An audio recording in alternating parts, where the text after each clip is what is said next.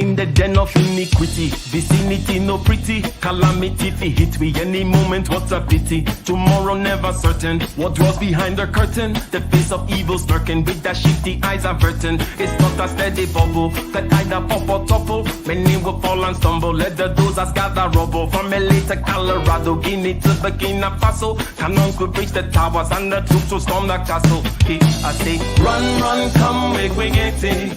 Because the peace that is bestowed upon the meek is overrated. So run, come, make we get it. Calling all your daughters and your sons, we come forget it. I say, run, come, make we get it. Because the peace that is bestowed upon the meek is overrated. Lord, run, come, make we get it. Calling all your daughters and your sons, we come forget it. With the rubble steady rising, and hearts are compromising. Convictions here are stifling, making evil appetizing. The fists are steady forming, and countenance is falling. Defenses are withdrawing, possibilities are falling. In these your circumstances, evil will make advances. Pick up your sword and lances, and be sure to take your stances. Victory is never promised, the battle is upon us. Gather the brave and honest, and the righteous in your corners.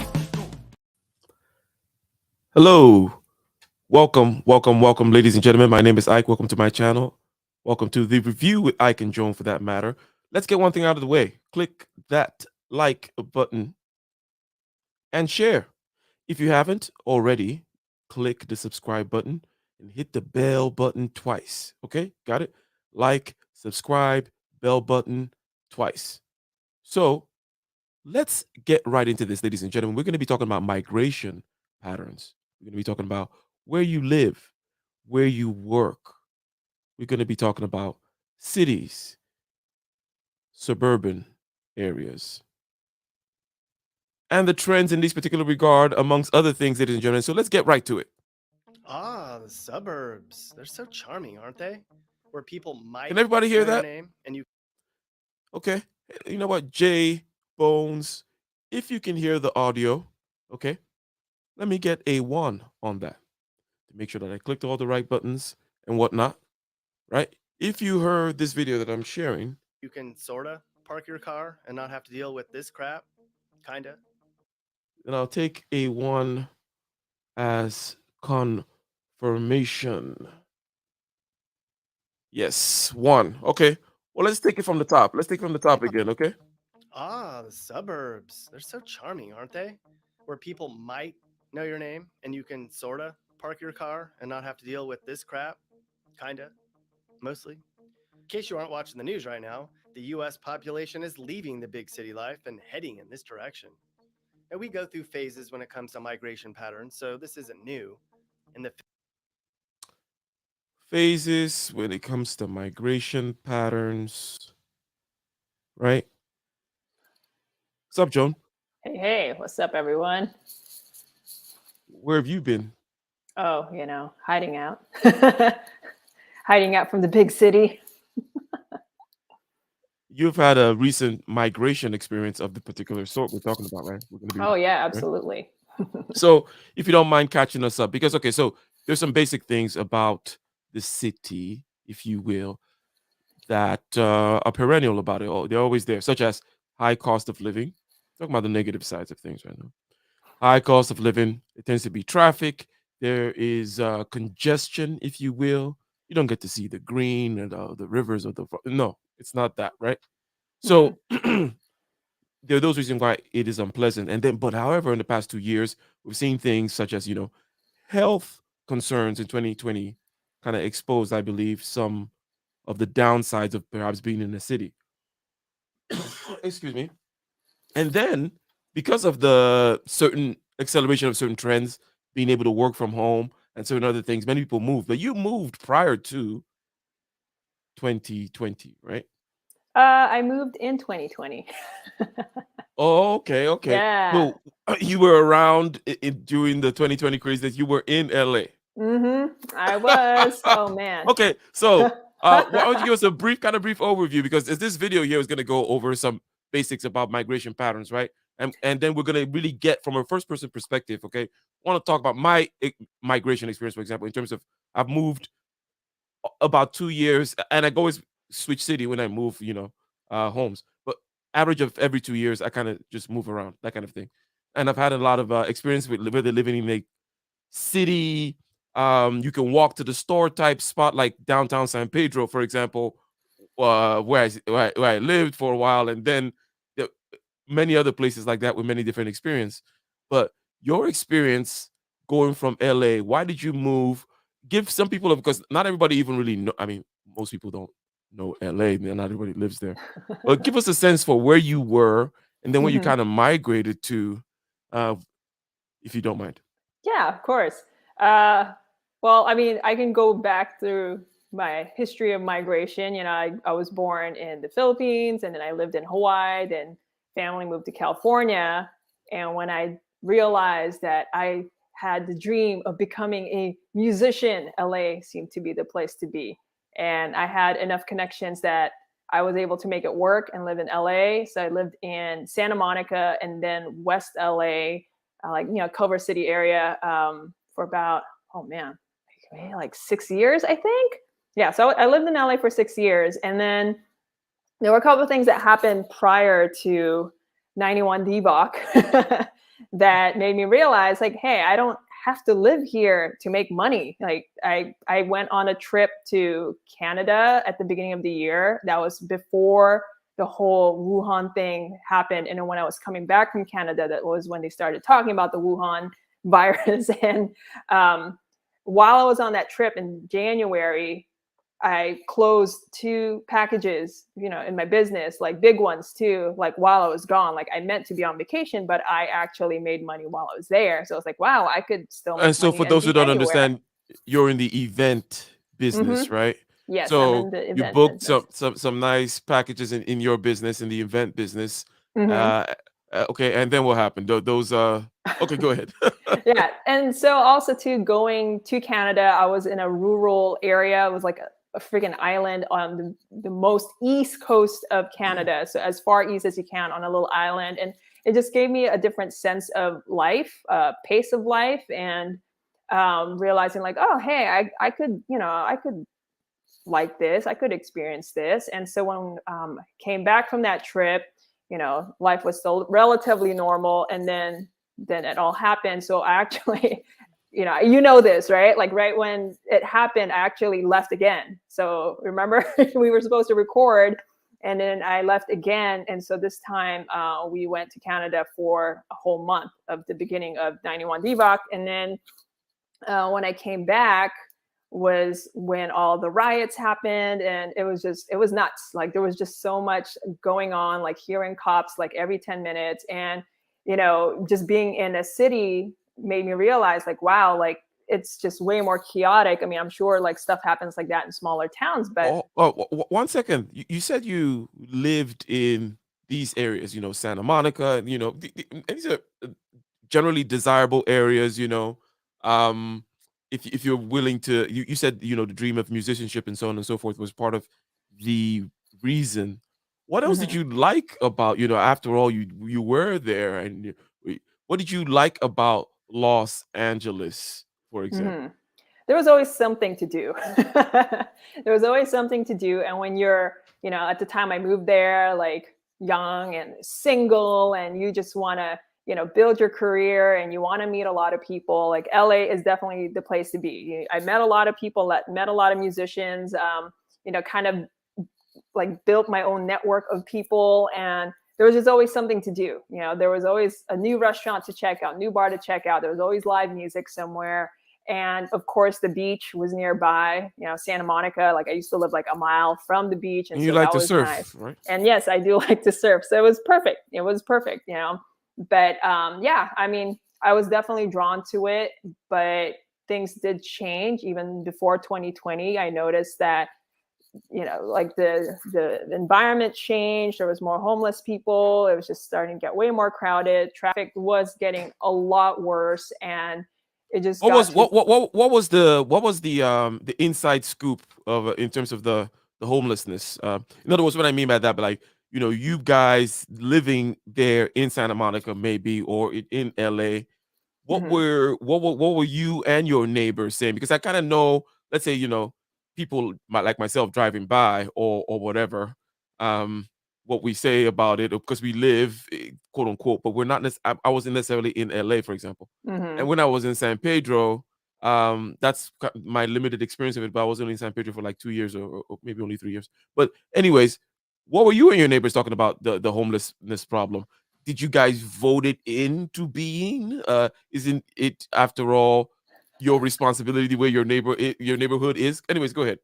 Oh yeah, I did not take part in the voting, but okay. So Santa Monica was interesting because yes, everybody knows about Santa Monica. It's beautiful and it's just you see it in movies and all that. But there was always homelessness there, but it was tolerable because it wasn't on every corner. It was like, okay, you'll see them there. Okay, maybe you go for a walk for a couple blocks, then you see another. So it was fine. It was usually the same people, but I think it was, when was it? 2015 or 2016 when they changed. What things changed when the metro system went through Santa Monica. So it used to end at in downtown, and then they opened it to go all the way to Santa Monica, and that was when So was noticed. this the subway, the underground? I think so. Yeah. So it went all the Yeah. way to Santa Monica to 3rd Street Promenade, and that was when the drastic change of And this brought in the homeless population. riffraff, the Yes. underground sewer system Yeah. pipeline of riffraff through the subway. Mhm. Okay, makes Yeah. sense. Master Yeah. Splinter and his people. And it was really interesting observing how that changed. I mean, you've been to where I lived, and there was that the overpass of the 10 freeway, and Mhm. sometimes there'll be one tent, and then people would complain enough in the neighborhood that the cops or the city would actually move them away, but then they'd come back, or a different group would come back. So it was always constantly like somebody living there under the bridge. And then it got to the point in 2020 where it just got out of control and there was like nowhere to put them. So they were all, they just all started living there. And that was around the time we decided to leave because it was just getting too chaotic. They were starting fires. They were like doing things in the middle of the night. They were pooping on our front yard. It was just a lot of chaos in that way. And it's like, well, I don't need to live here. I don't need to deal with this. I want to be somewhere more quiet and all that. But it's just interesting to see like how people reacted towards that, where people were like, oh yeah, it wasn't always this way. Oh my gosh, it's so bad right now. But they live in these homes that they've paid off the mortgage, and like they just have this sense of like, oh, this is my home, I want to stay here. But there are people that just like, fuck this, get out. So it was really interesting to see how it changed like right in front of my eyes, and how people felt about it. And there's this app called Nextdoor where you hear all the neighbors talking crap about what's going on. There are people like, oh, we should be compassionate towards them. And like, yeah, hell no. Like, I don't want my kids walking over their poop and their needles, And it's like this constant like conflict in LA where it's like, oh, let's be tolerable and compassionate. Oh, well, I'm not going to let them live in my front yard, So it's just a lot of this like tension within the people that live in those neighborhoods and see it. It was, yeah, Nextdoor is I had to get off that app. It was just nuts. That's pretty good. Let's see what else this video here has to say, because you know what, Joan, I have another video that says 10 pros and cons, or 5 pros and 5 cons, I guess, for Los Angeles. Okay. Yeah, you sent me that one too. Oh yeah, cool. I haven't actually watched it, so we're gonna look at it and we're gonna see if it makes sense, if he's or if he's blowing smoke up. Anyways. Okay. After World War II, tons of Americans fled cities, bolstered by cheap home loans. In the late 60s, when highways exploded and violence and big... Okay, so the idea here is these trends tend to happen, right? There's a cyclical aspect to it, okay? And the recent one heavily boosted by recent events, which we understand, right? And in that, by the way, there are many things. For example, I think that people saved up a lot of money, okay, in 2020. Those people whom were able to still continue to work, they saved a lot of money in 2020 because they were not. You find out that those whiskeys and the crazy chicken whatever's at the bar that you go hang out with your friends at cost a lot of money. Okay. And when you're not doing that because of the quarantine, there was a lot of money saved. And by this I mean this. The reason I say that is because in addition to the saved money, people were seeing that okay, I'm able to work from home. There were Mhm. drastic shifts outward that made people think, okay, you know what? Maybe I'll make a drastic shift in my life as well. Everything is changing anyways, right? Mhm. So I think that the that kind of then triggered that great recession type thing, and the great resignation. Sorry, the great resignation and this trend of leaving cities go hand in hand, right? They are part of the same kind of thing. Some people actually move to Mexico with their laptop. I'm going to become a nomad capitalist laptop type of entrepreneur. A lot of people started some entrepreneurial type things for reasons which I also speculate involve the fact that the what big companies basically did when they left the office is they kind of exploded. I don't mean Mhm. they became dysfunctional. They just kind of separated out. Okay. And then when you're separated out like that, you are now able to see the employees, regular people, were able to see the inner workings of how things actually work because they had to Mhm. reestablish the office and then reconnect, do certain kinds of things. And that gave them maybe some more confidence into saying, you know what, maybe I can do things more for myself. So the self-sufficiency, saving of money, and working from home, along with all the other things that make the city suck, then you have the migration from cities, along with the Great Resignation. I think we're part of this kind of same this particular cycle that we're seeing now. But this video is just saying that this thing happens over and over. But let's You. continue. In the 50s, after World War II, tons of Americans fled cities, bolstered by cheap home loans.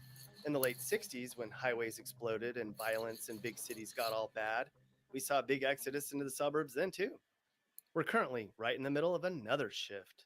Today, I'm going to talk about the places you can move to if you. Okay, so let's get into LA, okay? Because I was saying we're going to look at this thing also from a very first person perspective, if you will, right?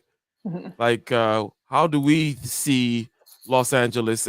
Here's one thing that I believe he mentioned this, but let me just get this out of the way, and we'll talk about it more because you can't talk too much about food, in my opinion. Okay, now you may or may not be a foodie or whatever it is, but basically, Southern California is one of the best places in the world for variety of food. Totally. Okay, and I didn't understand how crazy it was because I'm in Northern California now, right? I'm in the Bay Area, and it's still California, and you can still get your stuff, okay?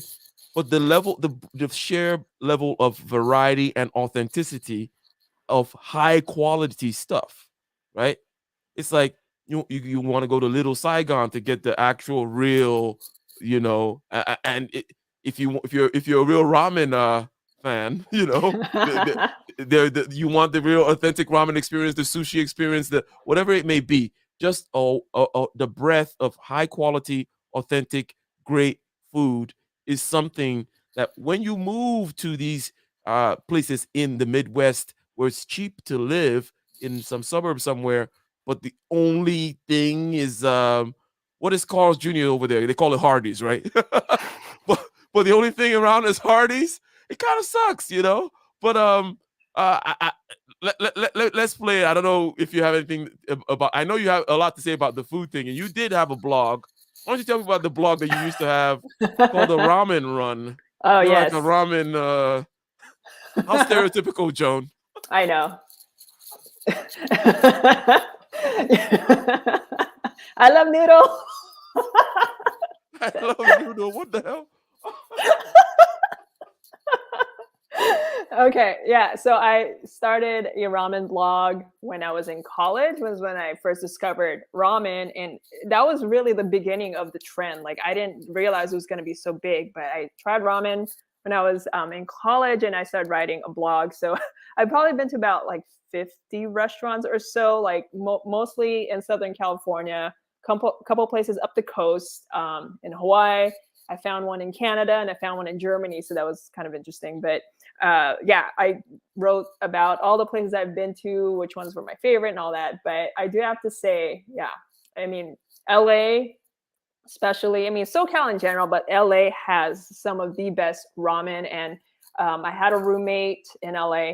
He was from Japan, like born and raised there. And he actually told me the LA ramen is very comparable to ramen in Japan. Like he really felt like, you know, whoever was coming to LA from Japan, they really brought that authentic flavor. So yes, LA has a lot of that kind of people coming from all over the world to start a restaurant business in LA, and it's a competitive area. Here's another thing. I don't think people really understand it. Maybe you can explain to them how, when you say LA, that number one, which part of LA? yeah, nobody likes downtown LA. Like Yeah. People live. No one likes there, right? So LA is this sprawling, massive county, really. Okay, Yep. right? And then let's not even talk about the fact that you also, if you're in Southern California, right? Let's just talk about, because what we're talking about is Southern California. Okay, there is no, oh, I live in LA. It's like I live in Southern California, and then you're talking San Diego all the way through to like almost where you're at, right?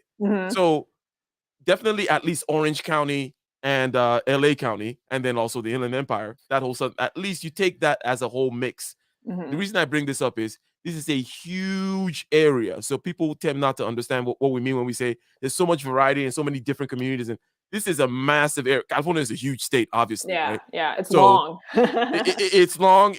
And in LA, I believe LA is it's like the second biggest county in the country, right? LA County, and you would not be surprised, right? I mean, it is a pretty dense California population. You know, California population is more than the whole population of Canada. Oh, I'm not surprised.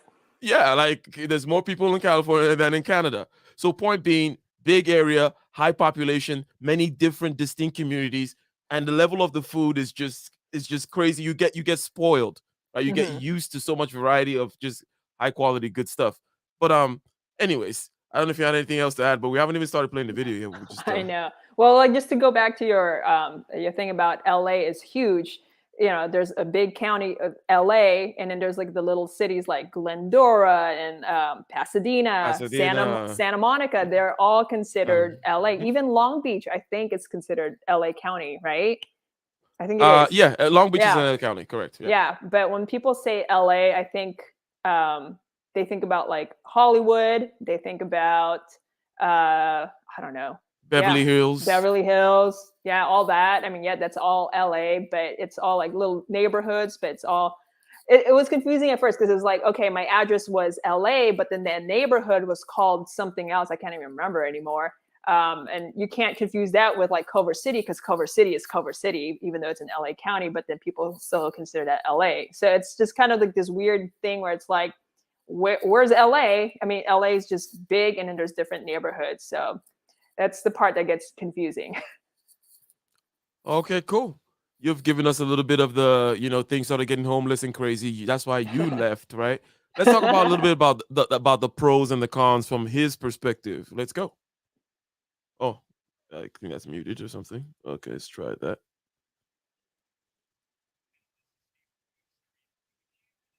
Oh, he's really soft. You hear that, right? It's really soft. Interesting. Okay, yeah. Let me try something. That's crazy. Let me just also turn on my light. Where's my light? Hold on.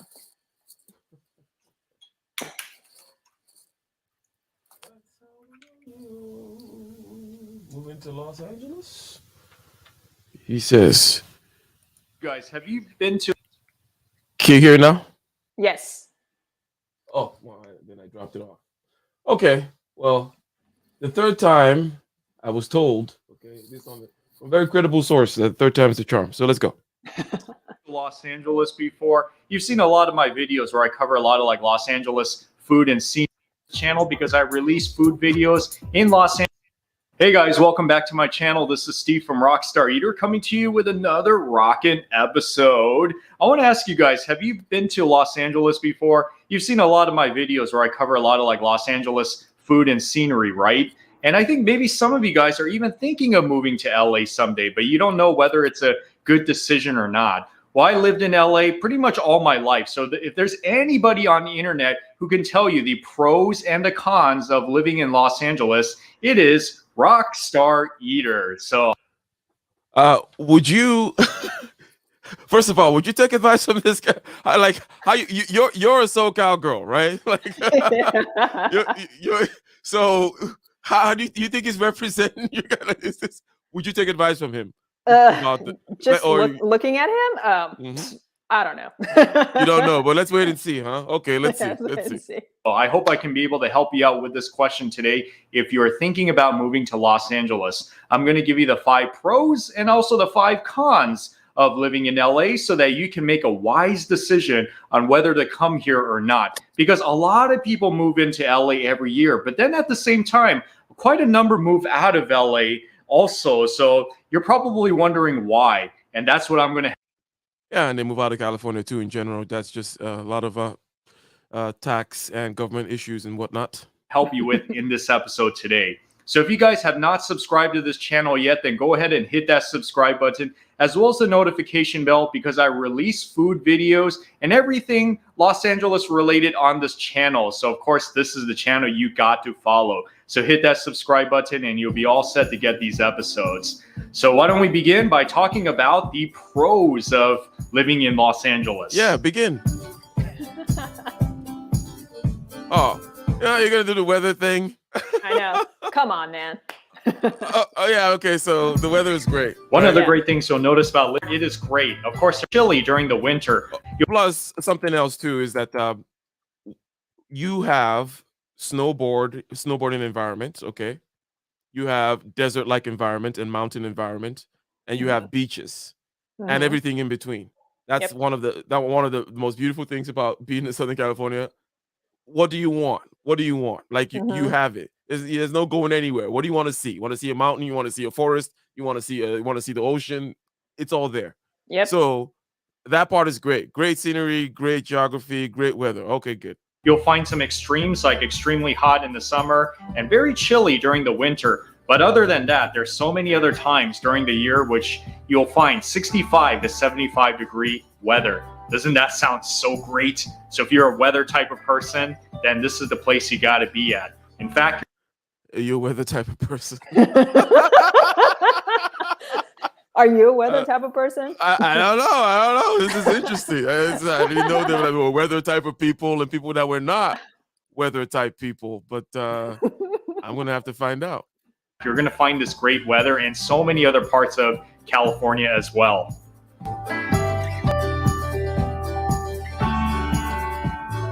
Even if you have not seen my channel before, I'm pretty sure you've seen it in so many other channels and publications. LA has some really great food. This is one of the absolute best things about living in Los Angeles is the food options. You have foods of all kinds. You got American food, you got Asian food, you got South American food, you got Middle Eastern food, you name it, we got it. And it's all so good. You got your like posh restaurants, and then you also have your street food here. It is such an exciting place to be at for food. So if you guys are into food, then this is the city that you have to live. Oh, you into food, Joe? Are you a food type of person? I don't know.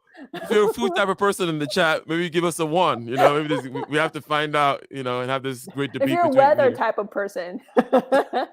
Yeah. You know, if you're in an environment, you know. Anyway, let's go. He's good though. He's good. In because you're going to be eating well so many days of your life living in LA. He's so honest about it too. Like he's not kidding, dude. This guy is I like know.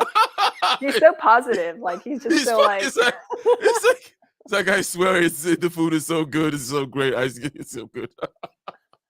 So don't miss it if you're a foodie. All right, you should have wrapped this the beaches part into perhaps the whole weather and climate thing Yes, because you know exactly. we get it. The weather goes with the beaches, with the plot. Okay, so when's the bad? Not too stuff many gonna get places in the U.S. have beaches, and California is no driving You don't distance say. from some really great beaches. here? Not too many places in the U.S. have beaches, Joan. I guess not. Did you know that? No, I did not know that. Okay. Beaches, okay. and California is known for their Are you a Okay. beach type of person? Let's see if it's not too many okay. places in the U.S. have beaches, and California. As a matter of fact, you know, when I lived in San Pedro, that was when I really kind of appreciated the whole idea of not needing air conditioning. You Mhm. know, that part is great, man. Just never needing air conditioning, where the temperature is just kind of nice all through the summer, and then yeah, you do need some heating in the wintertime, but and then just being close to the water, seeing the water, being able to hear the water, all of that kind of stuff. That was great, and that was also my experience in terms of like being in a downtown area, hustle bustle. It wasn't particularly big, but the ports are right there, right? The ports of Los Angeles down there in San Pedro. Okay, beautiful spot right there by Palos Verdes and whatnot. But the hustle and bustle that actually I realized that I'm not my most productive in the center of cities Hmm. for prolonged periods of time. I I can relate to that. Yeah. So there's the kind of like, for example, I like to fly into a city, for example. Let's say it's for business or for X or YZ, whatever it may be in the center, be accessible because things are accessible. So I'm staying right here. There's a Whole Foods across the street. There's this, there's that, there's the other. Okay, cool. Boom. I get my thing done, but then I want to be out of there in like about a week max. Um, because when I later moved to the suburbs, okay, I just all of a sudden realized that the days seemed longer, still as busy and such, but it's just something about just everybody just buzzing all the time around you that perhaps just takes something out of you or change your habits slightly. I do not know. But No, that's anyways, go ahead. exactly how I felt too. I mean, ever since I left LA and moving to Ventura, so Ventura is like just a much smaller city. I mean, it's not a small county, but it's just less people. There's more farmland, just more open space. Although unfortunately, they are developing here. More apartments are building, which I live in, so it's attracting more people, especially from LA. It has a lot of like what people like in LA is that the beach. The beach is nice. There's a little bit of a nightlife, but it's not crazy like LA. But since moving here, I definitely feel more creative and just more open, if that makes any sense. And I definitely feel like I have more time and way more productive. And I just, like, I just feel like I'm not cramped in a small place. Like, I mean, LA's not small, but I just felt like I was kind of like trapped in LA where I fit like, on a spiritual level, I couldn't expand because there's just so much going on, so many people. And I just couldn't like, yeah, like I couldn't feel open. Like I couldn't open myself up and express myself because there was just so much people in LA. And I physically felt that, on a spiritual level.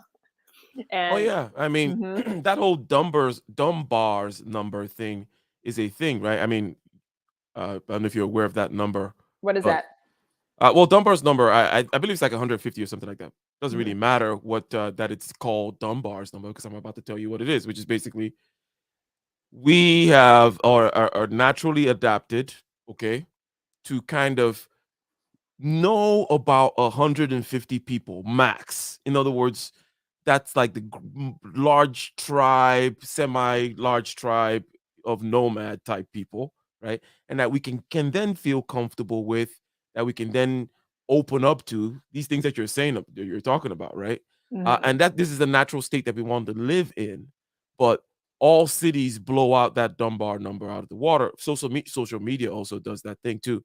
whereby as a result, you don't feel particularly you don't feel like you're in a tribe, quite simply because the tribe is too big now, and you really can't hold that many people in your head, Mhm. literally, right? Exactly. Um, so yeah, so the Dunbar number thing that does, I'm sure that's another reason why one feels overwhelmed in those areas, but just barely even staying indoors in San Pedro versus staying indoors in um wherever else I forget, somewhere in Orange County where it's more chill. I could feel more relaxed, and I'm sure you experience the same thing too Mhm, mhm. No, where I you're at. definitely feel more, yeah, I mean, it's definitely more relaxed here only because, yeah, I mean, there's more space. Like, you physically feel more open space here because there is more open, there's still a lot of farmlands and all that. And where I live, there's literally like farmlands across the street. I mean, it's more developed on that side, but it's more farmlands on that side. And like I physically feel more open and just more free, I guess, because I'm not, being overwhelmed by a ton of people and traffic and, even like the smell of the air. Whenever I drive through LA, I like the smell of the air just changes like drastically. I could literally smell it, like I smell the difference like right away. Oh, that's sad. It is sad. Anyways, let's continue. Ladies and gentlemen, again, if you've not had the opportunity to, as you're coming, click that like button. Okay, Shozan, click the like button. Share the stream. Click the subscribe button if you have not done that. Hit the bell button twice. Ladies and gentlemen, today we're talking about how the great resignation and the migration from cities are things that are intertwined and interlocked with each other. Generally speaking, we know the downsides of being in the city, but in 2020, some of these downsides were highlighted, right? If and when, as a matter of fact, it is a question of when the big virus, another pandemic that actually does some damage this time, where would you rather be? Okay, would you want to rather be in the place that Joan described, where it's farmland to the left of you and you can see green and all that kind of stuff? Or do you want to be in downtown Los Angeles, in the concrete, in a congested, impersonal box where traffic sucks, and then the infrastructure, the actual health infrastructure, will break down along with many other things, and so on? Okay, these patterns happen. Let me ask you something about the Great Resignation while we're at it. Okay, let's take a brief detour here, because I think that either people, how do you think, or do you know anybody? Is what kind of what I'm saying here. Do you know anyone that quote unquote quit their job, moved out, did any of these things that we see in the data, or people reportedly did X, Y, and Z? Somebody go to uh, Mexico with their laptop, as I described before. Somebody quit a job and started a business. Whom do you have any experience with that? Do I know people that do that? Anyone in this, or somebody that knew somebody, because it's always interesting to kind of get the anecdote out of the data, right? Yeah, I know. I know a sound engineer. He like met a girl and like they started a business together and they started traveling. So he's a sound engineer, and his girl started also like a digital marketing kind of company. And so they just traveled all over the world, and he still does like audio engineering. Like he'll probably like edit songs, like do some recording or mixing and stuff like that. Like I think that's what he's good at, is mixing. So he does that from abroad, but he literally like left LA and then started this online business with her, and then started just doing mixing from abroad. I know a lot of people that just left LA or left California in general because they just wanted to leave California, for a lot of different reasons. We know DG moved to Arizona. Yes. David Gomez. DG. Maybe he doesn't want to be exposed out here. Oh, who? David Gomez? David Gomez. Yeah. He moved to Arizona. That is true. Yes. Yes. Yes, he did. Who else do I know? I know. Yeah, just a lot of people from church communities, because I've played in the church communities. Like my husband played, for church communities, and he knows a lot of people are also moving out of state. Just trying to do something else, start something else, and I definitely hear there's a lot of people are leaving California or leaving the city. Interesting, and seems like we're all going to leave the city because in order to be plugged into the matrix, okay, so goes this thing going in my head now. You don't need to be there anymore. We can get you in the metaverse, okay, from anywhere that you go. Okay, go to you know what? The city stuff is obsolete. Before we put you through this K through 12 system, designed to make you an obedient soldier and worker in a factory line somewhere, and then we have to concentrate you around these cities and build these high rises and build these factories where you kind of funnel you in and out as workers, to get the machinery going. The machine no longer needs that. So while you think you're free, while you disperse into the suburbs in Nepal or Bali or wherever it is you're going to with your laptop, we still have you, and we will get you both in the metaverse, and your AI overlords are coming pretty soon to both take your jobs. We'll give you universal basic income. Don't worry about it. But we don't need you in the city anymore. You can leave. Anyways, so goes that possibility, right? It's possible. That's Yeah, what I mean, you know, like everybody depends on internet somehow. I mean, I depend on That's what internet. George Soros told me. George Soros gave me his plans. He said that's what he's planning. George Soros and the Koch brothers. Who else? California is known for their beaches. One of the great things about living in LA is that you're only driving distance from some really great beaches. Santa Monica, Malibu Beach, Venice Beach, Manhattan Beach. Isn't that so great? If you're a beach type of person, then LA is the place you gotta live in. Yes, LA is very urban, but at the same This time, you're gonna guy- get a lot of scenery in it. This guy is he does, either he's a genius and that he knows what he's doing. This is all an act, or he's just a natural laugh. You know, he's a hoot and a holler. Like it's all the positivity. And first, he asked if we're a food type of person, okay, Are you or a you a weather weather type? type of person. Now, are you a beach type of person? What's he gonna say now? What's coming next? It as well with the beaches, and the weather there, of course, is lovely. So beach fans, this is the place you got to be.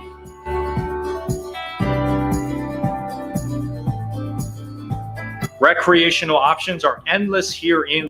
This was the one that you mentioned, right? Because we asked you earlier, you know, in your sojourn from the city out into the suburbs, you are one of these people. You are an anecdote in the data, the group of people that are moving away from cities, right? And you say your thing, one of the things that you did like about the cities was the activity, right? Mhm. The fact that there was always something going on and there was always something to Mhm. do. Now that was interesting. Was that mainly for work because you know you're in entertainment and event type stuff, right? Is that why you found that appealing? First of all, you did say after all that because you know did the musician stuff, right? Made you Mhm. go to Los Angeles, and that makes sense. You go to Los Angeles with your not the guitar sling across your back because you're a percussionist, so you have to carry this crazy heavy trunk or something, right? Yep. Full of stuff. But you go to LA because of that, and then were the activities more a personal thing because now you're by farms and you're like, oh, I love the farms. But before you were like, oh, there was so much activity, there's always something to do. I love the city. So what was Yeah. the activity love about? Was it about the business? It was both. I mean, it was really nice to just go to different places, like, you know, again, bars and restaurants and maybe the museum from time to time. And it was just nice being around, you know, like the creative types, like artistic types, you know, running into musicians, meeting musicians and watching musicians. That was really nice. And of course, like, again, back to the food, because I'm a food type of person, you know, there was always someplace new to try. And I actually made it a point too when I was living in Santa Monica by myself. I was like, okay, every week I'm going to try a new restaurant, you know, go for a walk in Santa Monica, and there's always someplace new to try. And that's something that maybe, I mean, I don't necessarily miss about LA, but it is something that I do notice from living here in Ventura, is that there you can't get bored in LA. You can't. Like here in Ventura, everything closes at 10. There's only so many like beach, I don't know, like spots that you can go to if you want to go for a walk, especially at night, because you know I work long days and then I'll go for a walk in the evening. There's only so many places that you can do that, even though it's, you know, there's a lot of beach. Where in LA, there's always like, you know, like either a pier or a little strip where there's places to eat and drink and watch a show along the beach. And there's always some place to get food past 11 p.m. or past 10 p.m. There's food somewhere, you know. And that's something I struggled with here in Ventura, is that after 10 p.m., like, forget it. You're going to go back home and cook food. So, which is fine. I don't have a problem with that. And yeah, when you're young and, you know, like still figuring out what you want to do with your life, I mean, LA is a great place to be distracted. That's for sure. I see. Great place to be distracted, trying new things, but ultimately, you said, "Hey, for living arrangements and such." You know what? Let me say something. Okay, there's something about the economics of this as well, right? Hmm. Let's talk about the people whom are moving, for example, from New York to Atlanta. There was this particular group that's tracked data collected about, let's say, African Americans moving from New York to Atlanta. They're relatively well off, so much so in the sense that they can at least afford a place in New York, right? So they have a place in New York and then they sell the place in New York, right? And then they move to Atlanta. They get a nice spread. You can get a lot of house in Atlanta, especially for New York house money, or whatever else they may have done. And the question, something that comes into mind is, was that even the right move in terms of selling your property? Okay. And this whole question of migration patterns, which is heavily adjacent to the economic thing. That's why I said, the great resignation and the great migration, those things are greatly tied, tied to the hip. But it leads to the question of, should you be rooting, kind of planting yourself in a location and saying, this is where I'm going to live and buy a house there? Or should you look at property ownership as completely different from where you live? I tend to advocate, and I didn't invent it, nor am I the first person to say whatever, right? But I tend to say that owning property and that whole investment thing, that whole game, that of course, real estate and this and that, and all kinds of options. Yeah, I do have properties, land, and building things, and blah blah blah, right? But that has nothing to do where I live. Hmm. So I think if we're talking about breaking patterns, breaking habits of mind, which a lot of which has been incentivized by things that Hmm. happened in the last 2 years, okay, then how about break the pattern of thinking that you need to dig a hole in the ground, pour concrete in it, and then stand there forever, right? And say, this is my piece of the American dream. uh, I would call you. I would say, well, why? Why? Like oh, you're not so long ago, and for the longer portion of your history, you were out there moving from place to place, being nomadic and stuff, right? Or in the Serengeti, being wild and free, Hakuna Matata or whatever. Where comes this? I throw a rock in the ground, and I'm like, what is this? Anyways, so real estate is a completely different thing from where you should be staying. Now, that principle in and of itself doesn't mean that everybody is at an equal level to be able to take advantage of it, right? But it Hmm. doesn't make the principle wrong, because people are going to be like, oh, but I need my house is my only investment and this, that. It's like, sure, but it doesn't make the principle wrong. What you should be striving to do is to be in a place where you can have that house in New York rather than sell it, leave Hmm. it there, and now guess what? It's worth a lot more now because of the blah, the blah, the blah, the blah, the blah. Anyways, owning assets, because especially in inflationary environments, Hmm. right, is the thing to do, because you don't want to own the currency. The currency devalues at the same rate as this assets are inflating, because that's what inflation is. The assets are going up. You want to own the stuff that's going up, not the Hmm. stuff that's going down. That is the whole name of the game. But we have a quick guest here. Um, um, could you introduce yourself, sir? Yeah, Assalamu alaikum wa barakatuh. How are you doing, brother and sister? Good, One good. of these days, Welcome. I'm gonna have to commit some kind of blasphemy and have what's the word that the thing they put on your head? It's like a hit on your head, in the Islamic world. I hit on my head. Like a hit, like a mob hit. Anyway, whatever. Stop. Not Oh, all of a okay. Oh, sudden. you're gonna declare jihad on me. No, yeah, no. But there's a particular one where, like, an imam or something of a high, I know there's no centralized kind of Muslim authority, but he puts it on you. And Salman Rushdie, the writer, did it for kind of blasphemy, right? They kind of put something on. They Oh say it, and yeah, there's a particular pronouncement. It escapes me now, but right. Even me. yeah. But you know what I mean. I escaped Anyways, them from my last hit. So what the hell is your question? yeah, Or comment, it's more sir? of a comment, but basically, so I've heard some people, some gurus, so-called finance gurus, say things like, You shouldn't have a bank card or something, and that you should just use credit cards. Okay. Then also I've heard them say something like you shouldn't be owning homes. It's bad. And I always just thought this doesn't make any sense to me. So I want you to kind of explain what's going on, because let's take the house, for example. A house, especially in a country like America, where it's big and growing, you're never going to lose out by investing in land, basically. Forget the physical property that is a house. The fact is you own, let's if you outright own the house, you have access to the land, and that's going to be a appreciating material across time. So why shouldn't you own a home? Also, when you're renting and you're losing the money, you're paying someone else's mortgage. So what's so bad about mortgage? Kind of want to understand what's going on here. Yeah, none of that is so. Nothing is that complicated in the world of own stuff or don't own stuff. Okay, that's the first thing I would say. I would accuse the questioner, okay, of being falsely confused by what is said. In other words, this is in your mind. You're making up these different contradictions.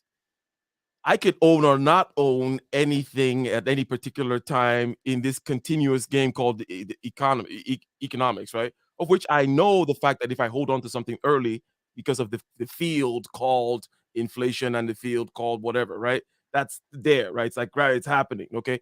I want to own something earlier. That is true.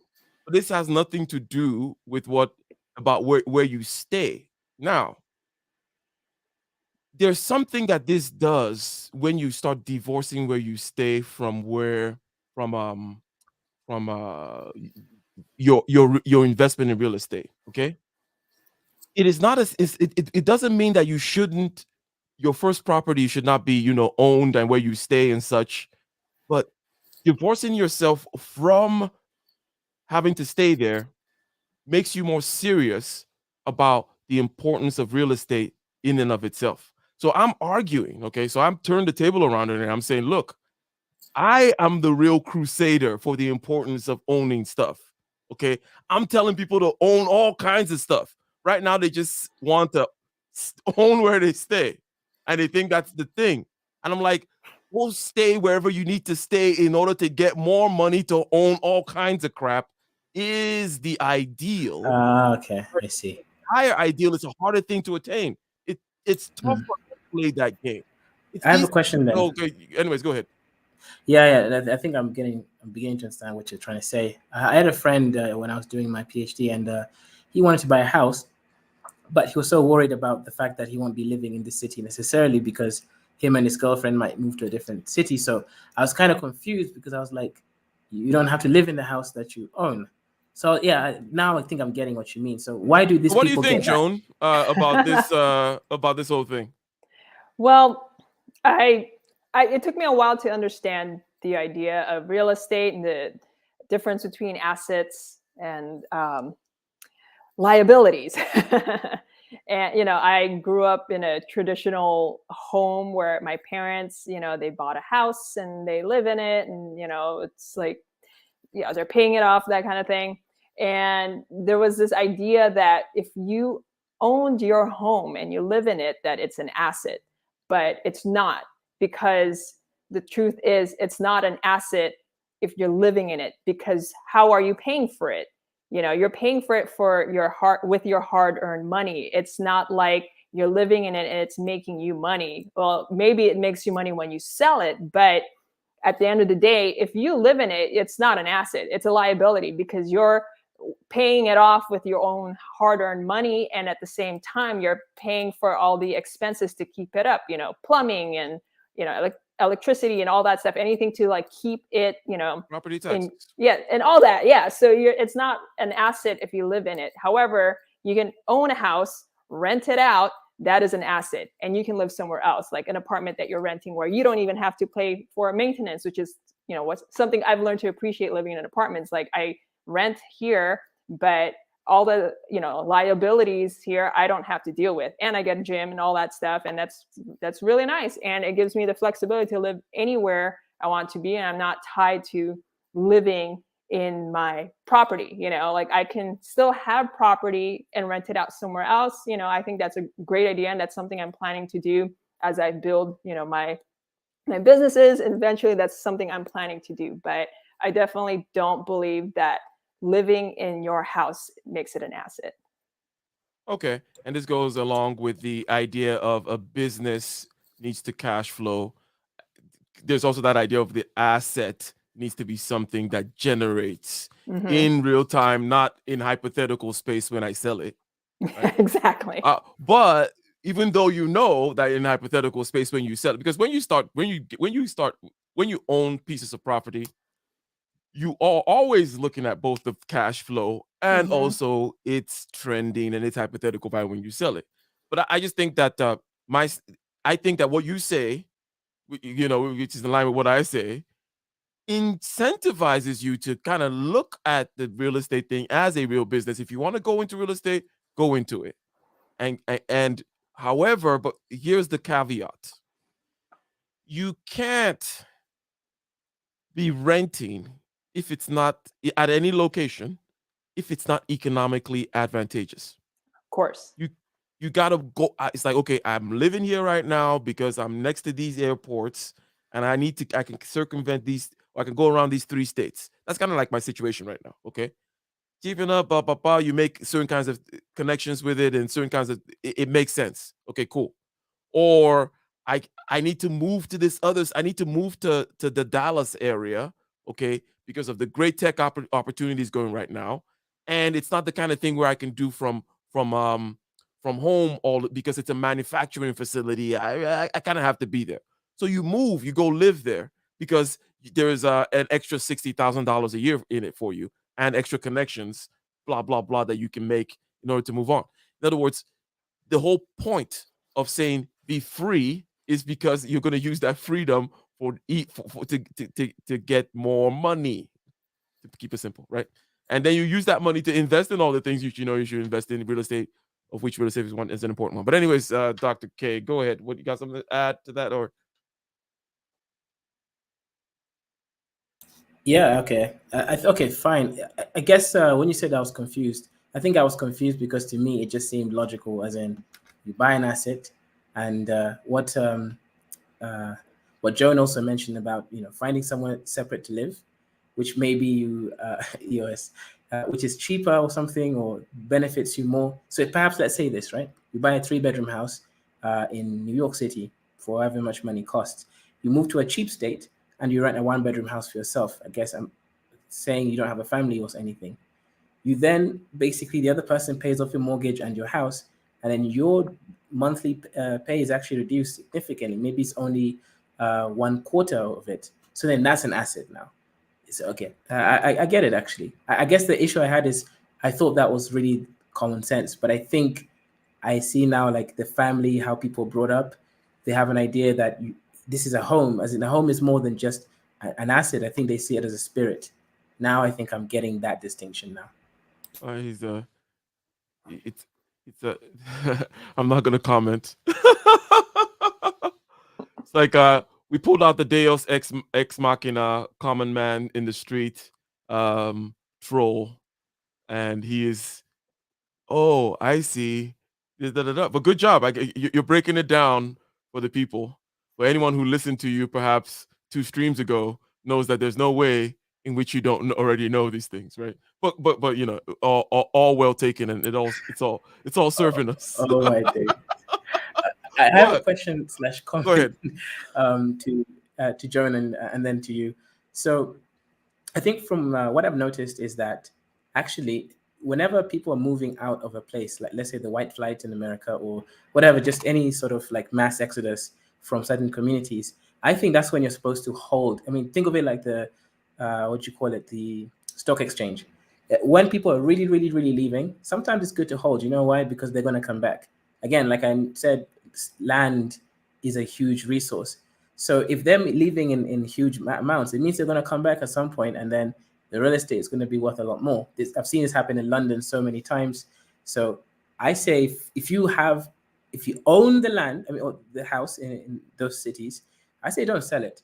I say try really hard to rent if you can. Even if you're reducing it, you're just simply making ends meet. So they're just paying for the mortgage or whatever. You're not making any profit. And then go to the other place which you think is better, rent there, and then see how the landscape is first. Because I would say a lot of people who used to live in New York City, moved to Atlanta because you could buy a much better, bigger house for value for money. They sold their houses, but this is New York. New York is always going to go high. That's like, it may not be the capital, whatever, of America, but it is the cultural capital of America. In a sense, that's what everyone knows, this is New York. So business and everything. So I say, yeah, if people are living in big cities and you own, again, if you don't own, that's a whole different story. Yeah, I'm going to repeat myself. Do you like cities? Do you prefer cities? I actually prefer living in a city that has forests inside it. So I want to be able to drive up and see the big skyscrapers, but I want to be surrounded by trees and nature. So you want big skyscrapers and trees? Yes, I want a concrete jungle, literally. Okay.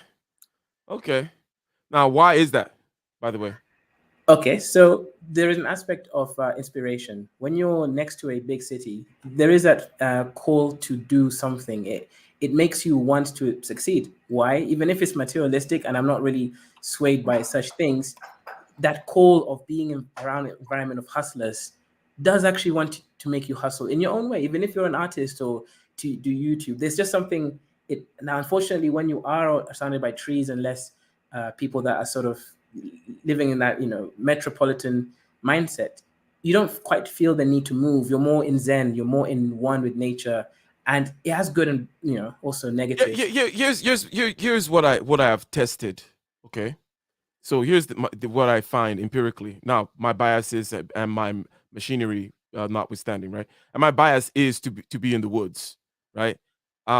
And to put it down, if I were say it myself, is I'm a very productive person. Some people may call me a workaholic, right? So, but I like to do it in the woods.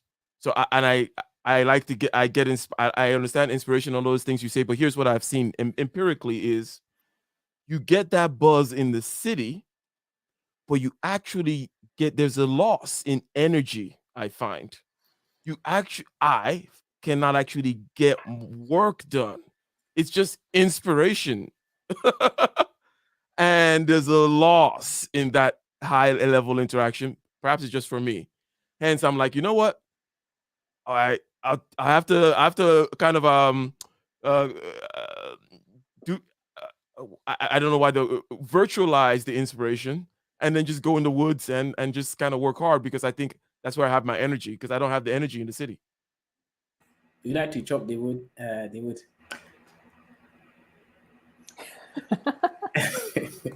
He pays someone else to chop it for him. Right. Okay. What about you, John? Where do you get inspiration from, and how do you maintain the inspiration? And then how do you even try to channel it into various areas you're interested in?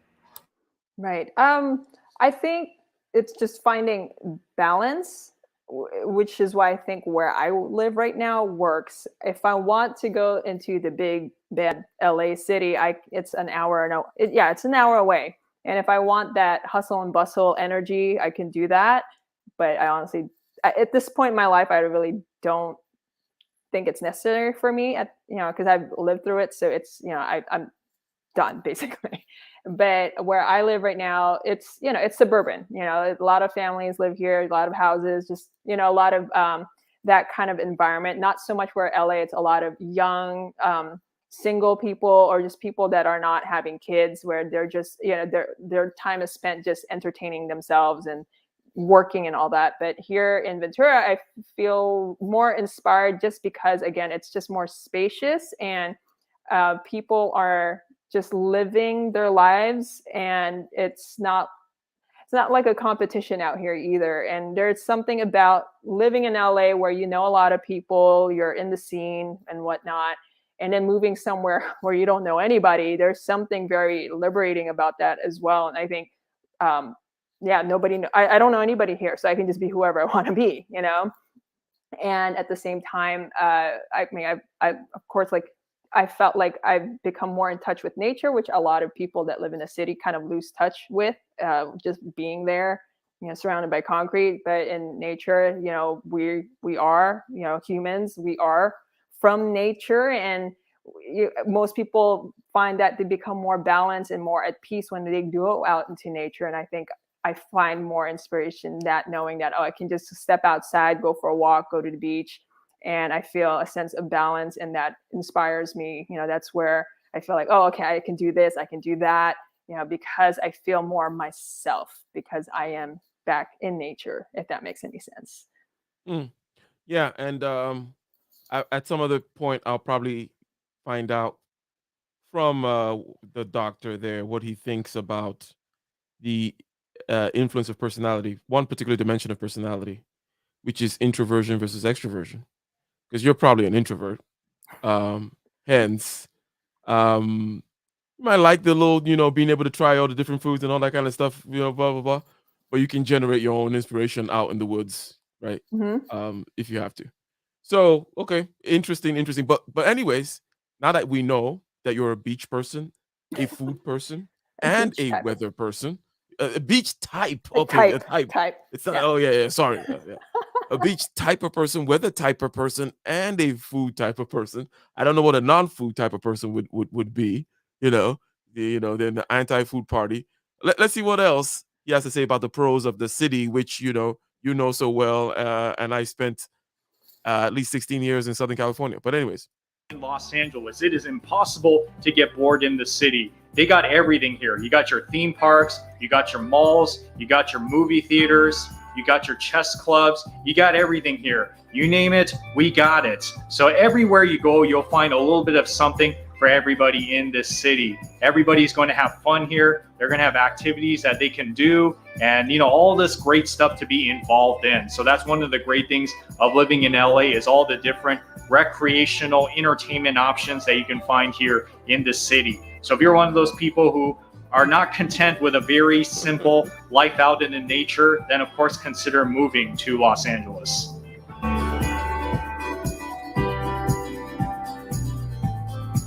If you're pursuing a career in the entertainment industry, then of course Los Angeles is a place you have to move to.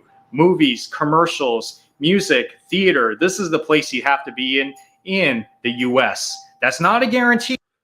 how many aspiring actors, in other words, waitresses and baristas, did you know? A lot. Did anyone make it? They're still trying to make it, Okay. So there's so if you're still in the fight, you're still in the fight. Okay, fair game. But did anyone win? Leave? Move up a weight class, or did anyone drop out? So like those two, whom are been counted 0 or 1. I used to work for a theater company when I first moved to Santa Monica, and I did have a coworker who's an aspiring actor, and he's still going for it, but he dabbles in other things. He's also a photographer, so he's still moving up, but he's young, so he's got a lot of time to think about if this is the career path he wants to stay on. I know some older people trying to make it too, and not quite making it, so they started a podcast. And then I'm trying to think. I mean, I definitely hear a lot of people like, oh yeah, I'm auditioning for this and that. Oh, I'm just gonna be an extra in a movie. Like, I've heard of a lot of people, like, just in passing or acquaintances. I've met a lot of people trying to be in movies and all of that, but I can't personally say I saw someone make it big. I notice a lot of them end up going into theater because maybe there's just it's like another way to get into the film thing. So if the film thing doesn't quite work out, they go into theater, and there's a lot of opportunity there as well. But I can't personally say like, oh, I know someone who's made it to. How about other aspects of the music of the entertainment industry, right? Because you said the movies and then you said theater. So how about more of the music, stand-up comedy, whatever else it may be? Maybe it may also be behind the camera type stuff. Some camera person or Oh yeah. director or yeah. How about I those people? know.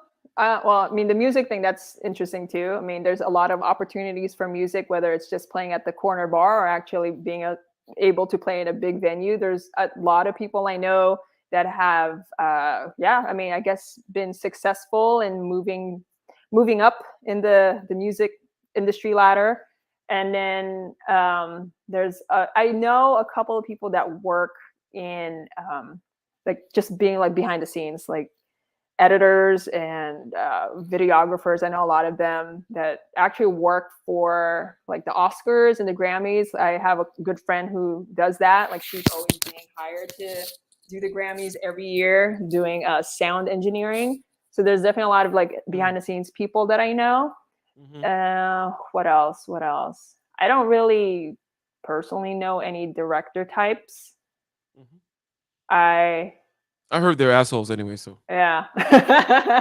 I don't personally know any screenwriters. I don't personally know any I mean, I don't know anyone who's done like camera work for big movies, but I know people that do like a lot of independent films and stuff like that. So yeah, I mean, there's I mean, you meet those types of people when you live in LA. You know, it doesn't matter which genre or which field you're in the arts. Like you run into those people all the time.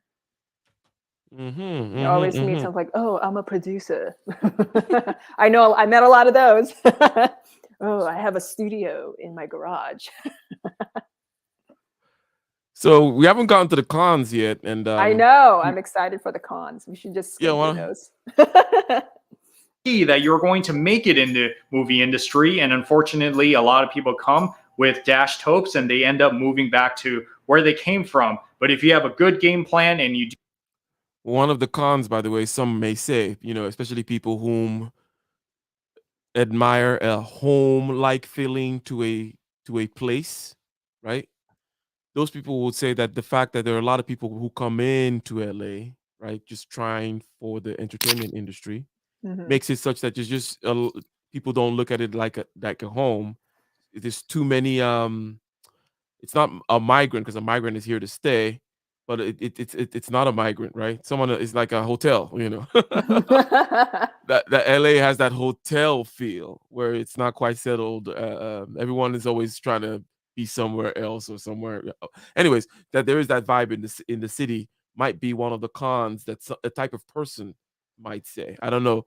Does that resonate with you at all? Did you get any kinds of vibes about the city? Yeah, I had I always knew, or at least I was always able to picture myself living in the city for some time, but I never felt quite at home. You know, I couldn't picture myself like just really settling there.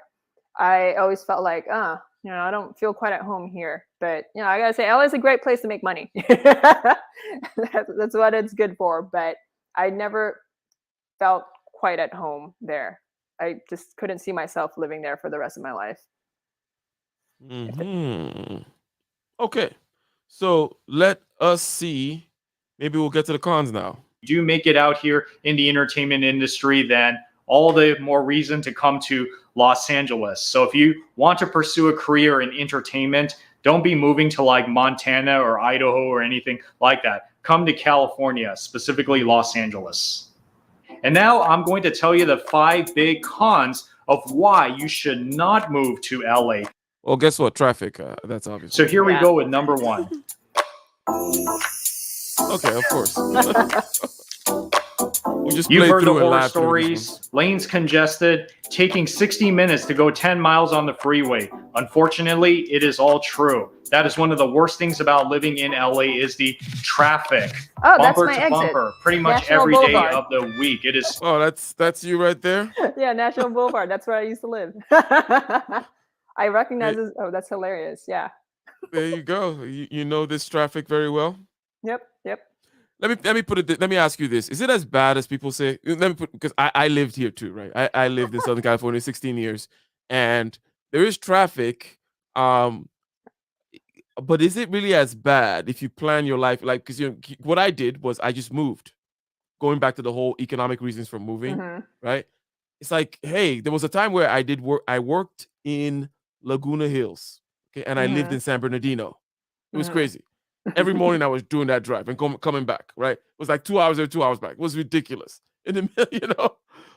But then I moved. You know, I didn't do that for and then I started moving close to everywhere I worked.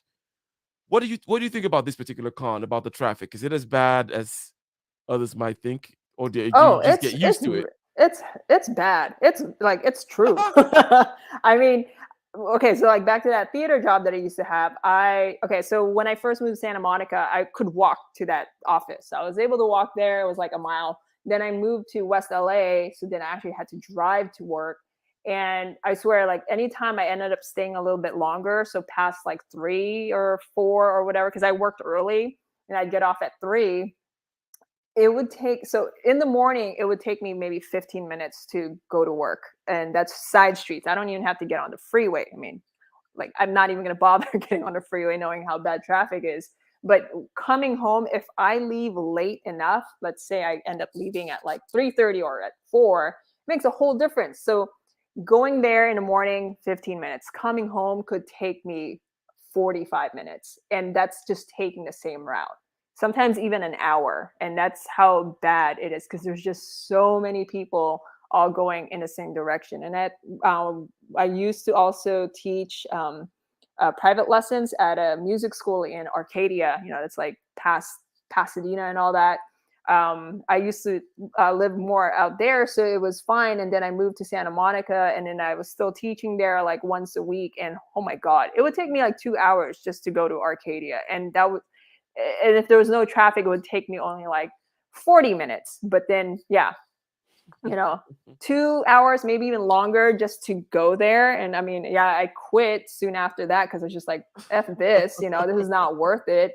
But yes, traffic is that bad. And I remember, one more story. Yeah, I remember picking up somebody at the airport. So I used to live in San Bernardino, in San Bernardino, picking up someone from LAX from San Bernardino, and then going back from LAX to San Bernardino took like 4 hours, you know? So yes, traffic in LA, SoCal, but yeah, especially LA, it is that bad. You can avoid the freeway and take like Sepulveda up instead of the 405, but it's just as bad. And then when you come back to the Inland Empire and you feel like, oh my God, this feels so great. Just here's how bad it is. It's like, so you live in LA, okay, for people who don't, you know, for the audience now, for those who don't know what we're talking about, to live in a kind of city like this. You live in the place where the traffic is really bad, right? And you get used to it somewhat. But then when you start driving to what we call the Inland Empire, which is east, right? The eastern county, San Bernardino County, what I would feel like once I get the certain place past the 60 freeway or the 10 freeway, a certain point there, where it's now free and open and the roads are wide and, you know, all these massive exits with so much room everywhere, right? You know, like you actually feel relaxed, like literally. I remember that when I lived in San Pedro, and then I would then drive to, let's say, Fontana or something, I would just feel more relaxed over there. The roads are wider, and you don't feel like there's a cop lurking every corner trying to catch you or whatever. And anyways, pretty crazy. But anyway, so you're used to this whole traffic thing, okay? And that's why, you know, you need to move for economic reasons, to tie it back to the other thing in, so that you don't have the traffic, because the traffic is not just the time that you waste in the traffic, but it's a stressful time, right? Oh yeah. Hence, you need recovery time and all that kind of stuff. And then there's the anticipation chronic stress, right? So not only are you in the acute stress of the traffic situation, there's a chronic stress of always thinking about the traffic and worrying about tomorrow's traffic. Anyways, so is the traffic, bumper to bumper, pretty much every day of the week. It is so crazy. So if you guys are not into traffic and you can't stand the thought of being in your car and moving about, you're not a traffic type of person. You're not a traffic type of person. I'm sure they're out there, right? There's traffic type of people. This guy is like, oh my God, I messed up. But this guy literally said, if you're not into traffic. Let's speed him up a little too. Yeah.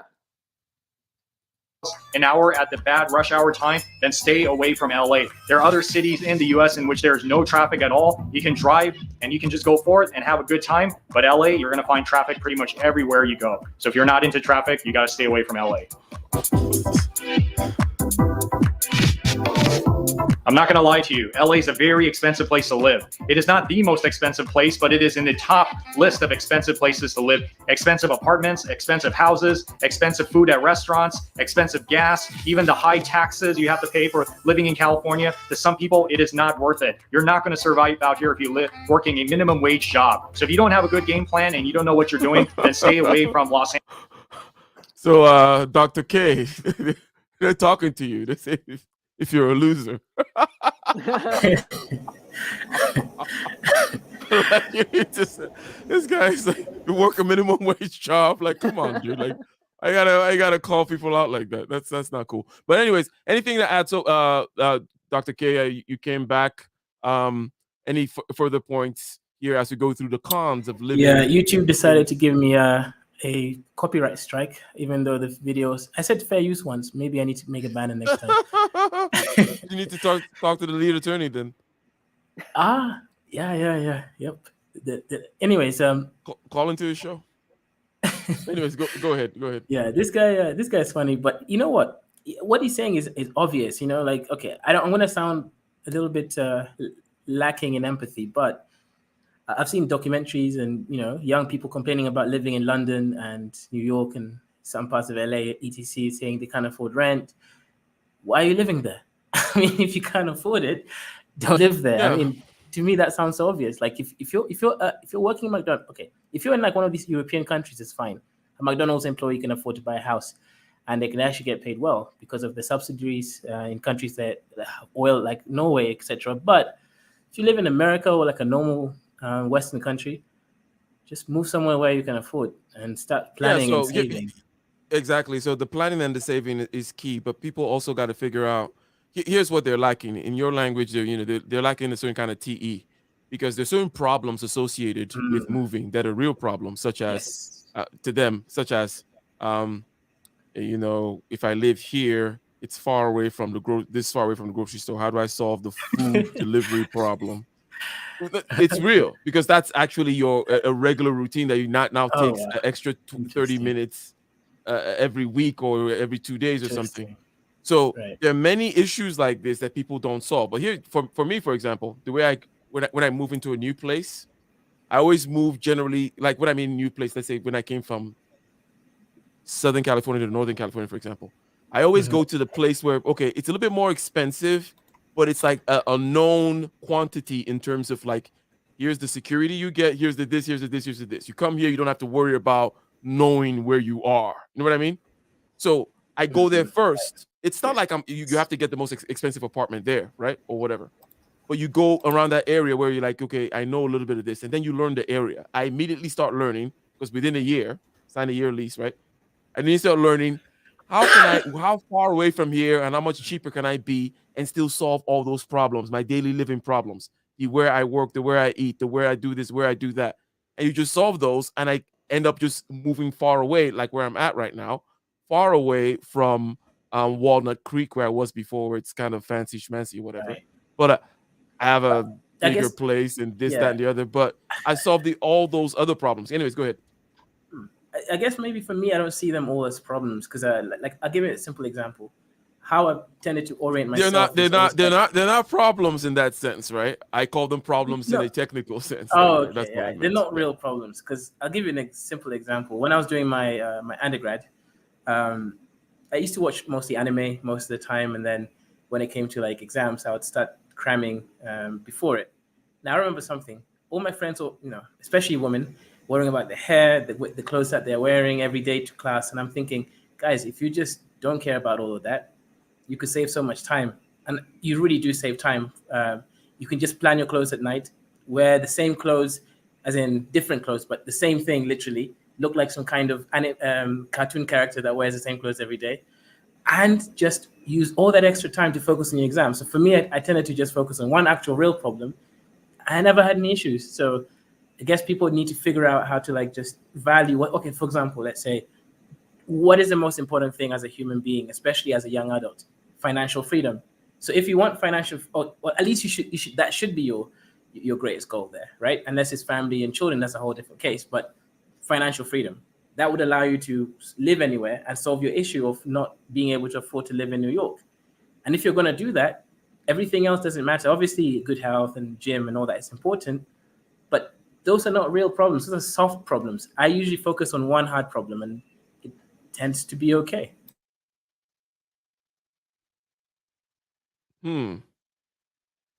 Anything to add there, Joan? Or you don't care to comment on his one hard problem? What would be one hard problem? Oh, are we gonna go there, Joan? I'm gonna start making jokes. Okay. He focuses on one hard problem, and it tends to be okay, according. Okay, no, you know. I mean, okay. I mean, I don't know if this is like a comment to that, but like when I moved to Ventura, we were looking at different neighborhoods. And for me, it was like, as long as there's a Trader Joe's and a Whole Foods nearby, then I'm good. Yeah, I mean, it's a lot further than it used to be. Where I lived in LA, like it's literally a mile. I could walk to Trader Joe's or Whole Foods. That wasn't a problem. And then here I have to drive every time. Like it's like maybe 15 minutes or something, but it's, it's like it's fine. There's not any traffic around here, so that was like a criteria for me, is that as long as there's like a Trader Joe's and a Whole Foods, then I'm good. Yeah, I had to. So I, for the most part, I'll do like a keto diet thing or something approximating it. It makes your food selection easy, right? So what I do now is I just subscribe to a couple of services, right? That every week, today, as a matter of fact, was, every Wednesday morning I open my door and then there's this box with, and if it's stuff that needs to be refrigerated, it's nicely, ice packed too and everything. And I've solved that, because there is a 15-minute drive too for me if I wanted to go to a store. And it can't be doing that, because when people look at a day as an 8-hour day, right? Taking 30 minutes out of that to go do some kind of, that's BS. Okay. Now, the more long, especially if your day is long, but people might be like, oh, but you work 16-hour days. It's like, yeah, that's because my time is so tight. I can't, the longer you work, the more precious every minute becomes, right? And taking 30 minutes out of it, not 30 minutes, because you got to spend time in the goddamn store too, and then there's people, like Dr. Polymath over here. You got to see them with their smiley faces and crap. Anyways, they're all masked up now. Maybe they need to stay masked. Anyways. Let's see the further cons of Los Angeles. Because it is very hard to survive here unless you're making a lot of money. He didn't ask if you're a money type person. Yeah. Now he's gonna. Yeah. If So you're not a homeless type person. Some of you guys have seen the pictures and the videos of Skid Row. That is our homeless population here in LA. But unfortunately, they're not just in Skid Row. They are even in affluent neighborhoods in Los Angeles as well. I've seen the homeless population grow worse and worse over the years that I've been living in LA. That does look like. Oh my God! That looks. Who's this guy? Is this your cousin? Yeah, that's exactly. Yeah, and then just a next block over, there's a $2 million house. Crazy. Yeah. So if you're not into the homeless population, then of course you have to stay away from Los Angeles. The homeless people are not going to hurt you. Maybe the worst they can do is ask you if you can spare a quarter. But if you don't like the thought of that, and you don't like the thought of all these different tents and trash littering like freeways and neighborhoods and all that stuff, then stay away from LA, because the homeless population in LA is pretty bad.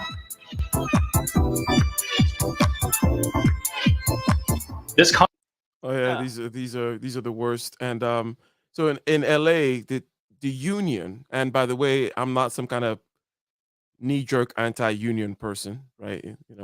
But the teachers union, that bureaucracy and what it protects in terms of the quality of teacher, the low quality of teachers, and teachers whom offend, but they can't really be sent to they can't really be fired or whatever. So they get sent to this thing called, teacher.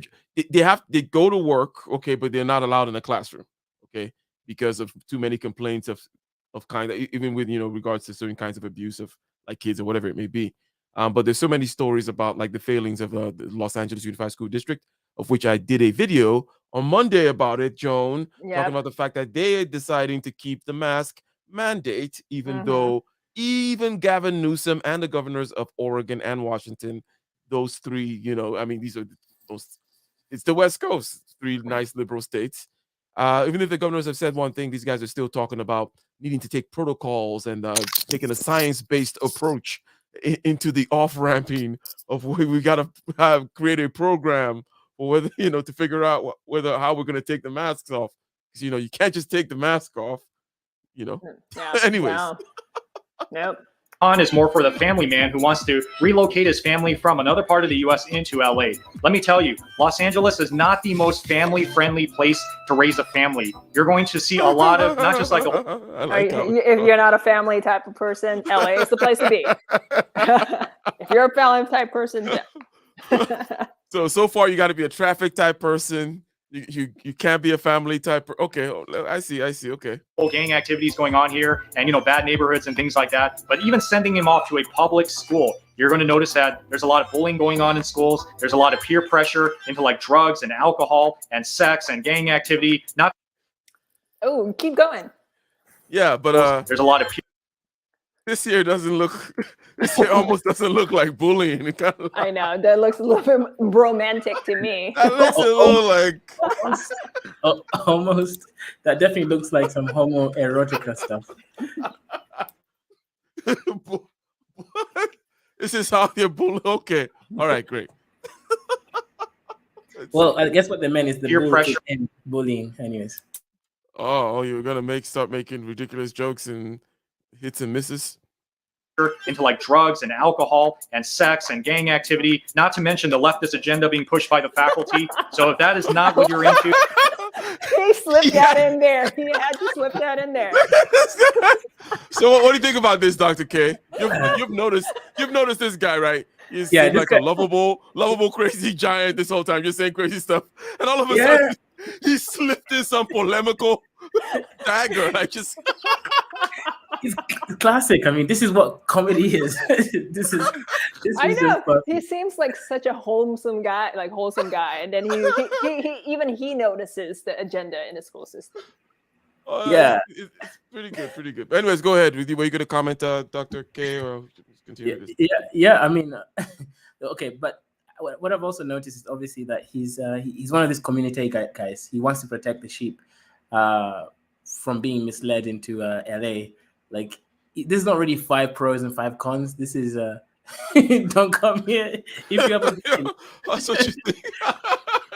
Okay, let's see. Gang activity, not to mention the leftist agenda being pushed by the faculty. So if that is not what you're into, then stay away from LA. Let me tell you, there are better places in the US to raise a family with some solid values. So if you're out here in the Los Angeles area and you want to raise a family out here, maybe consider being very selective about the schools that you send your kids to, or maybe even doing homeschooling, because it is pretty crazy in a lot of these schools in LA.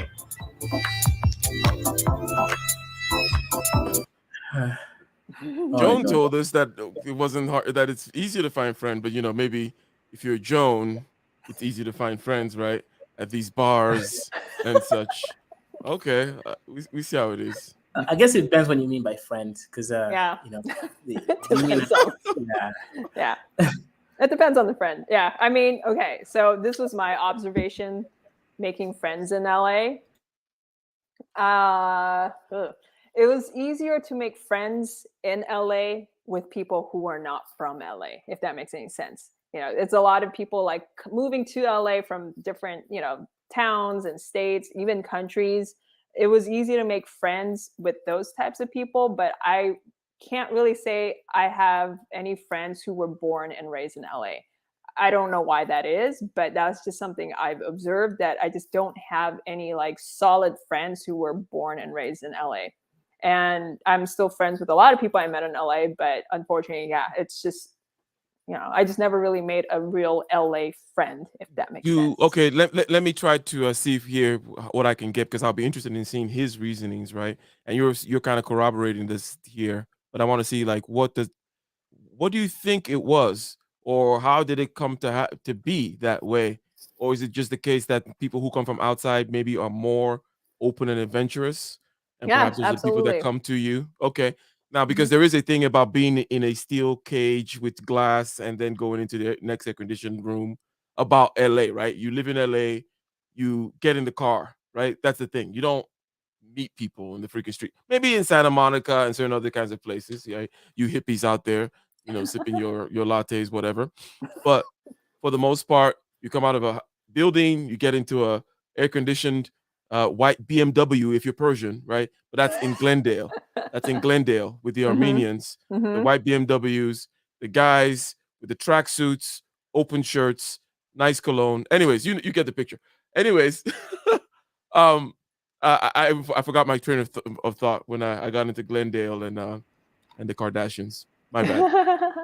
So, but we're basically with the difficulty in finding friends and speculating as to why. What do you think it was, Joan? What happened? What do you think it was?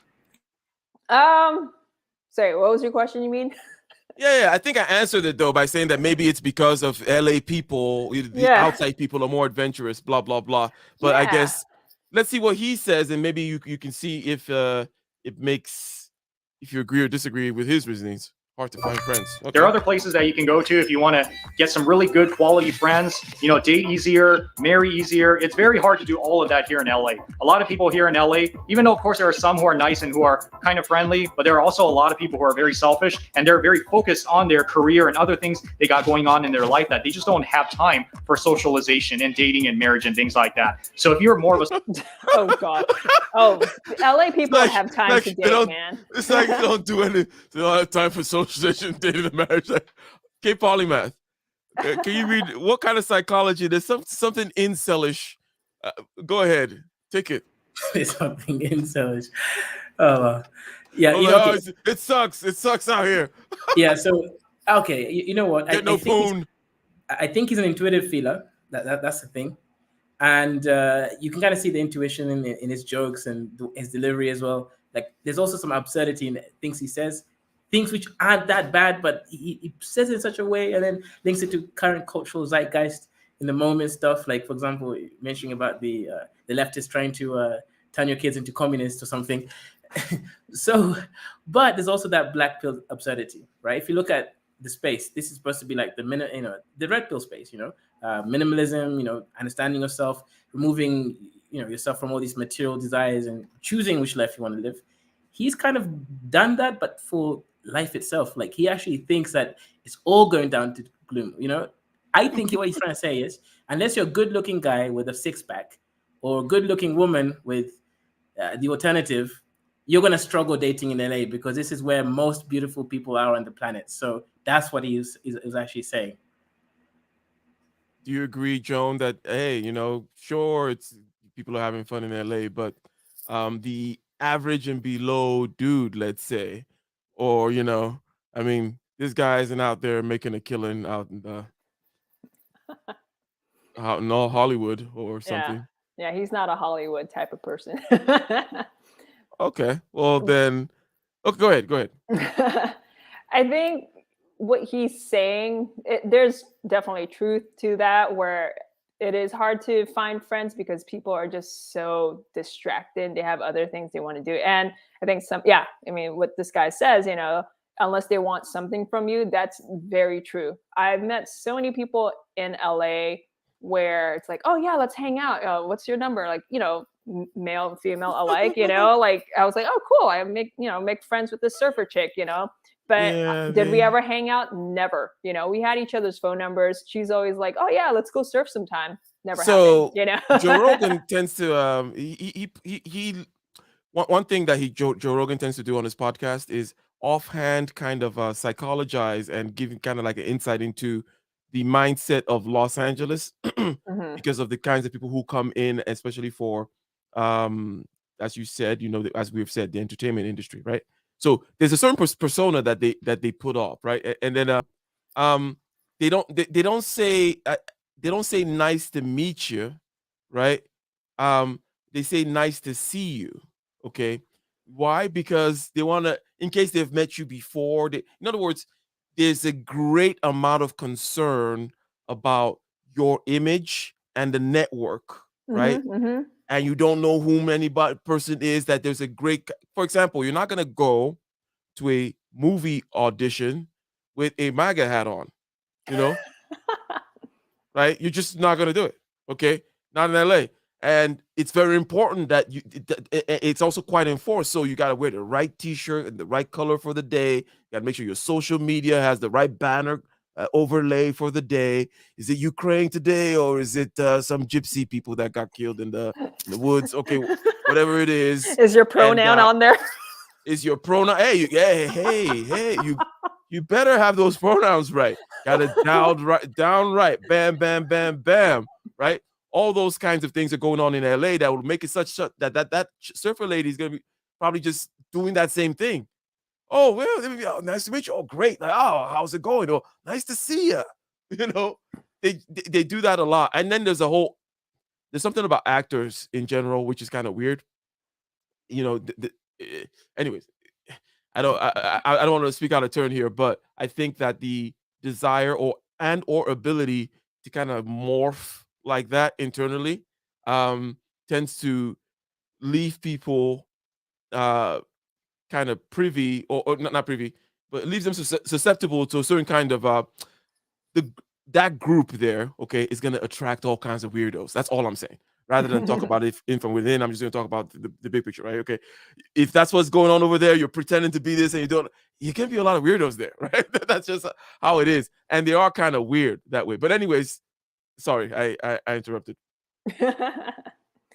Or you were yeah. She didn't give you. She gave you a number and stood you up.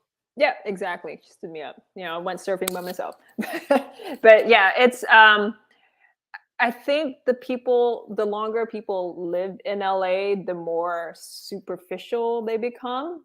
And then the ones that I've definitely made some solid friendships with, they were, from a small town or from out of town or whatever. And it was just, they're coming to LA hoping to find common ground with people. And it is tough to do that with people who are, brought up in LA. But I mean, unfortunately too, though, like the last 2 years has changed a lot of that as well. People that moved to LA that I was friends with, I definitely don't talk to a lot of them anymore. I think it's just something's happened to where it's just now we kind of realize, oh, we really just don't have anything in common. So I've definitely grown distant. I felt a lot of distance with certain people that I became friends with in LA. So there's definitely like the environment in LA that brings out maybe the worst in people, unfortunately. So let's give this guy the opportunity to close here. He's been great. He's been and Dr. Kaiser has already begun to diagnose him as an intuitive feeler. Okay, and hence probably not the happiest man on earth. But let's continue.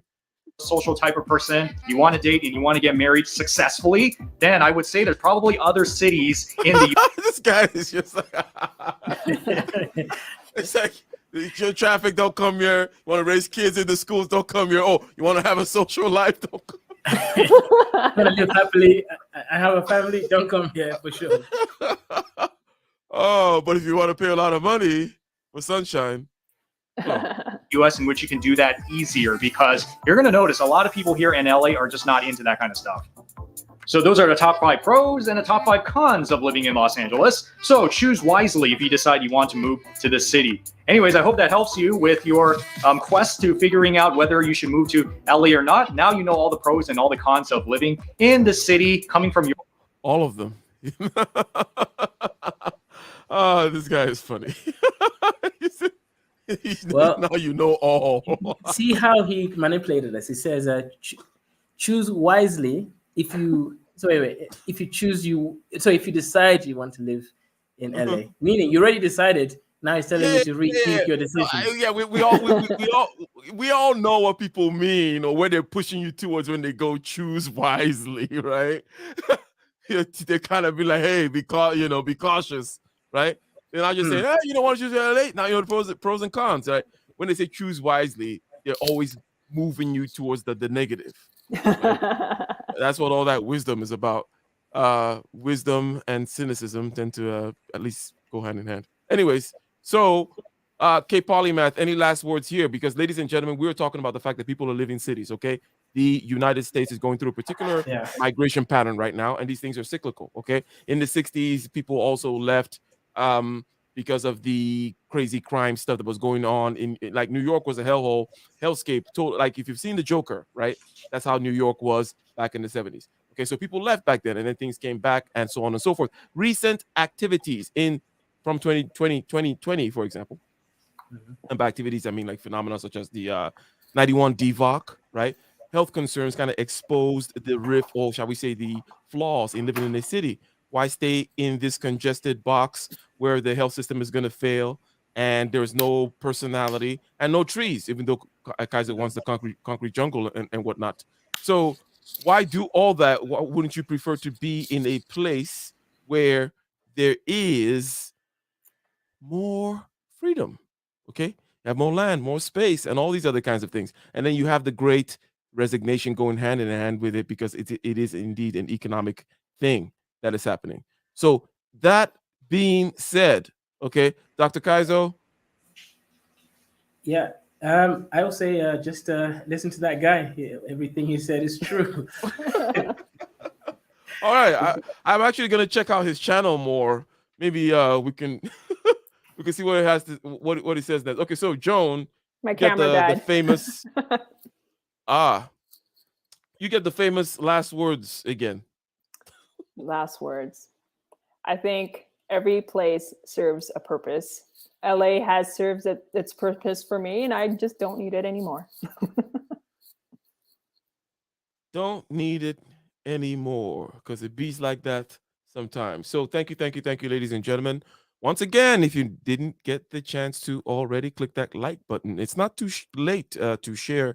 Okay, what does that mean? That means, you click the share button, you send it to a group chat or a WhatsApp group or on your Facebook, or if you have a channel, you put it on your community tab. Share the video. Very helpful and greatly appreciated. And until next time, okay, when what is next time? Okay, tomorrow is Friday. No, tomorrow is Thursday. Okay, so I'm going to be here tomorrow with Aitoa, and we're going to be talking some more business. Okay, last time we talked about the fact that 2020 is the perfect time for you to scale your business, because in times of turmoil, the opportunities to buy things, to poach employees, if you have the cash reserves that you should have, that's the time for you to be able to actually expand.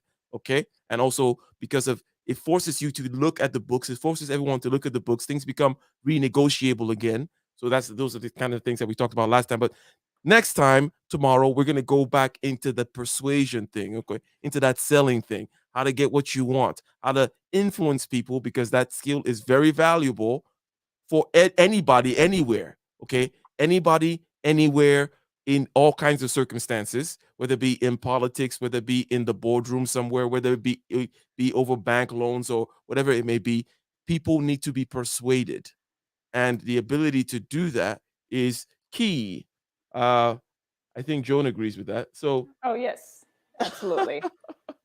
I do have to say, this year, business has definitely gone another level. People have money to spend despite it all. So that's something I've learned. Cool. Well, yeah, maybe next time too on our review, we might look at the economy, because inflation, okay, goes somewhere. What I mean is, when you are a business, okay, that inflation that other people feel, you can pass it on to the customer. And sometimes on the other hand, you are the inflation. You've turned up your prices on things and people will pay, right? Because of the inflationary environment. So just like we said before, when there's inflation and you're holding the assets, hey, that's good for you. When you're a business in a particular sector where inflation is going on in that sector, hey, that's good for you. Now it's time to get that nice little 40% bump on your revenue, okay? Which can be easily done in like the service sector, for example. Think of a barber or a hairdressing person, okay? $20 for the haircut, okay? And you like the barber. They're a great barber, okay? Next year, they say 25. You're not going to be like, hell to hell with you, right? Especially when you're in an inflationary environment and you understand that. But what is 25%?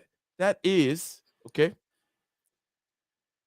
$5, okay, is a fourth, okay, is a fourth, 25% of $20. So he raised the price on you by 25%, but you easily pay. And that tends to happen a lot in these times. And maybe we can talk about that next time, Joan. But good point. Sure. Peace. Cheesy signs and stuff.